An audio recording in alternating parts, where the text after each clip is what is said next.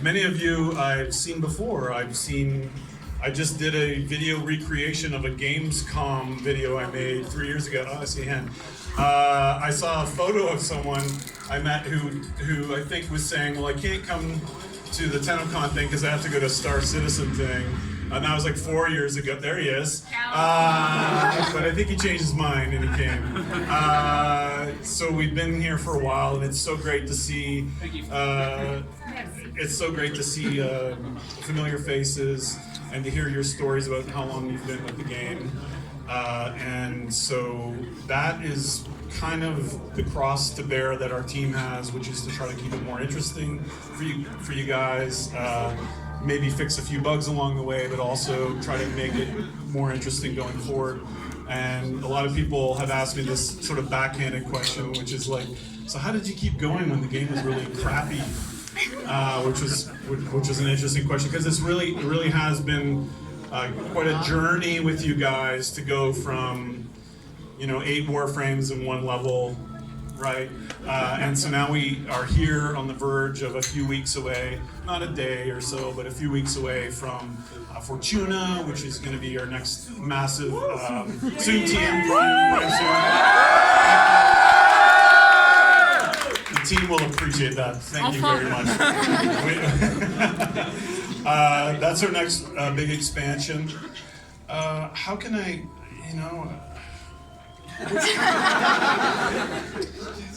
made like 3 notes.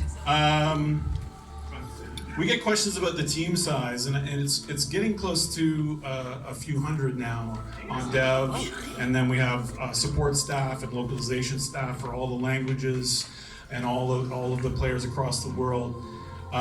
So I wanted to kind of tell you about what's being worked on, just briefly. So clearly we have Fortuna coming out, and we've had a dry summer. I think everyone knows we've had a dry summer. Fortuna has been a monster for us to ship. People have asked me questions like, what was the biggest challenge with it? Why the hell isn't it out yet? Things like that. It's a lot larger, but we're also trying to take the lessons that we've learned from Plains of Eidolon, the repetition of the grind of it, and going back to Cetus in order to take new bounties. Maybe some of the mini games aren't very fun. We also have problems where we ask you to grind for a resource, and that goes into another loop where you have to then craft that resource and then go back. So we really have been working hard to try to make it more interesting and to make, it needs grind, it needs progression, but you need to feel rewarded for the work you've been doing. That's kind of why it's late. We did a whole reboot of the economy last month. So we really want to work on that aspect. After the TennoCon demo, I was sitting in the park and people were like, oh, do I have to get a fishing spear again? And I was just like, yeah, let me just hide in the bushes. So we are, I think we've tried to build a reputation. We listen to our community, and so that's kind of part of why Fortuna's been kind of in this kind of wheel of saying, well, now we finally can render the landscape at the quality we want and the size we want. You can take bounties in the landscape, but the economy doesn't feel right, let's start again. So there's a lot of details about that coming. Fortuna update is really, I don't know if we've said this, but there's really kind of 2 parts to it. Have we talked about this publicly? Is there a black hole? Not really. Like part 1. If you watch the last dev stream, then you'd know that there's 2 parts. Right. So the really interesting thing about Fortuna is that we didn't want to do what we did with the Eidolons, which is you have basically this night boss fight. You gotta set your watch or use a different website. So we have the orbs, which are the giant enemies of Fortuna. They're going to kind of be coming a little bit after, and there'll be a quest that kind of shows you how that works. And it's going to be a new type of gameplay, a little bit closer, kind of like running a heist.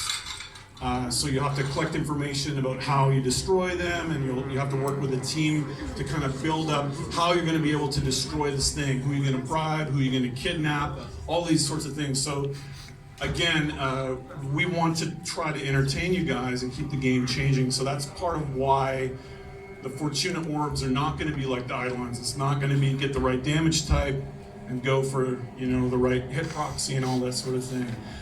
So some of that's going to come in a kind of a subsequent phase. So I'm just being open and honest with you about how this is going to roll out. We have a small team working on the Gas City remaster. I think a lot of you guys talking with you tonight have said, whoa, it looks way better than the first Rev, and it really does. There's a lot of interesting new graphics and a lot of new art process and a lot of new, you know, PBR pipeline, those things. But that's not one of the mistakes we make with a new art set, like we did with Earth, for example, is we say, well, here, it looks fucking awesome. Go there to do the same thing you did. So part of the remaster mandate is that there's going to be new gameplay. So there's a lot more mobility changes. I think we sort of hinted at that.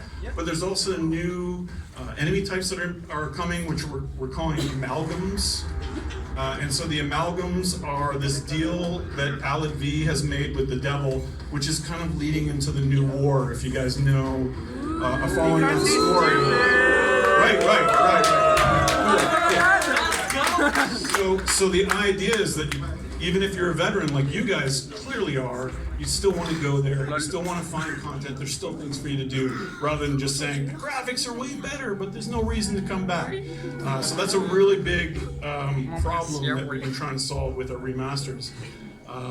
Okay, yes, right, the new war. So we have a team working on the new war that's been working on it since TennoCon. So we are trying, I started off saying there's a lot more people working on Warframe, right? And so now I'm telling you what those different groups are doing. So we're working on the new war. It is the, I don't know if you say Giger or Geiger. I heard some Giegers. This is, you guys saw it in the Chimera quest. You kind of saw a little hint. Spoiler, console Tenno, spoiler. And if you're waiting for that, that actually went to CERT yesterday, today. Danielle, Megan, Yeah. Sorry for the breathing, but headphones on. So we have that, a whole team working on that set. Once you get through Chimera, you will see how different that looks. And that is a whole new set. And I think, again, we try to synthesize everything that the community thinks about. One of the things that I think is a fair criticism is like, DE only cares about open world, and that's not true. So when you're going to see the Gas City remaster and the new gameplay, you're going to see the old war come in. You're going to see the kind of type of tile sets that you guys are used to, right? Where it's not just one zone, right? But it's a procedural system. So we really are trying to balance that a little bit better after Plains of Eidolon. So that's going to be something that leads into the new war and has new enemy types. I'm almost done. No, take your time, add more details. Add more details, cool, all right. So the other thing I got a lot of questions about tonight was Railjack. So we have a whole group of people working on Railjack. I've had a few people say, which is totally fair, and you know that they're more excited about Railjack than they are Fortuna. That is a, and I think that's a fair thing to say. We, or at least I, get kind of anxious when the game feels like it's just producing the same thing. So Railjack is our next big. Plains of Eidolon was like, okay, you didn't think Warframe could have this? Well, surprise. So Railjack's the next big thing. Railjack is a cruise ship. It can be played solo. It isn't. Some confusion I've seen is it's a NEF mission connected to Fortuna and the Orc Palace, but it's not. Railjack is a whole new way to play Warframe. It is a new ship that you can build yourself. We can invite your friends on to then go cooperate to destroy capital ships and explore the kind of, we've been calling this dark sectors. You vets will know, be like, where the hell's that coming back? So this is kind of our horribly long game to get back to that point. So that is another team within DE that's been working on that. What can I say about that? Is there anything I should say about Railjack? Don't forget to watch our dev streams.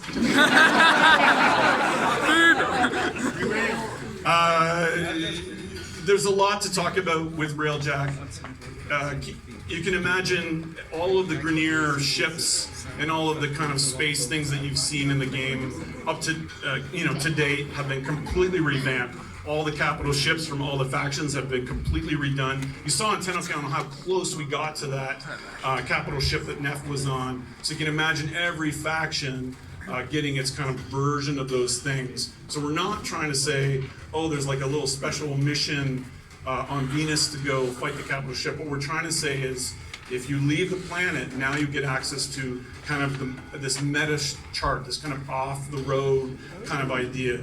So we're looking at a different game type, we're looking at different progression, and then questions come up like, well, if I'm on my friend's ship, how does that help me? Because I'm trying to build my own. And of course, the answer is the rewards are shared. So anytime that you're working to advance, Rebecca's pink, crappy, decorated ship, I'll be still earning battle modules that I can apply to my ship. So that's sort of the sum is greater than its parts that way. And then lastly is the secret thing. So we always have a secret thing, right? So we have the new war, which seems like the end. And of course, we can't let that happen. Of course not. No! I still got a mortgage, so we can't let that happen. So we still have the secret thing that we're working on. And of course, that is... Where are you going with this? Come on, Steve! Come on! Tell us, please. Steve!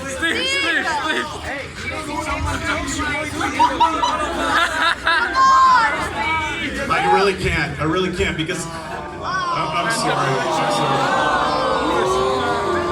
We have the secret, we have the next secret thing, and I think it really is targeted towards those that have... Come on! Yes!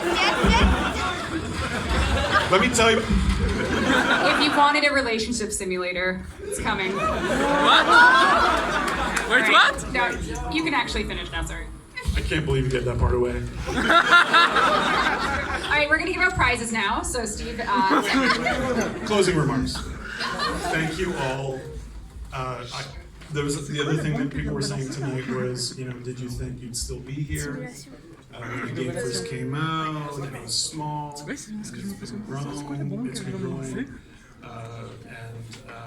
we couldn't have done it without the people that are willing to dedicate themselves and be part of our community and to play for years, thousands of hours. And we had no idea when we were kind of making our Metal Gear Left 4 Dead in Space thing that that's what would happen. But we tried as fast as we could to adapt to that, and we really, from the dev team and from the community team and the support team, all the people that work on Warframe, we really are grateful and we're really honored to be a part of this community with all of you. So keep it coming, and thank you so much for coming here tonight, and thank you for being part of the game. and now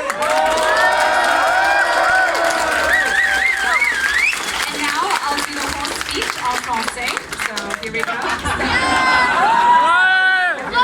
So the first thing we're gonna give away is the Nintendo Switch. So I can stop holding it.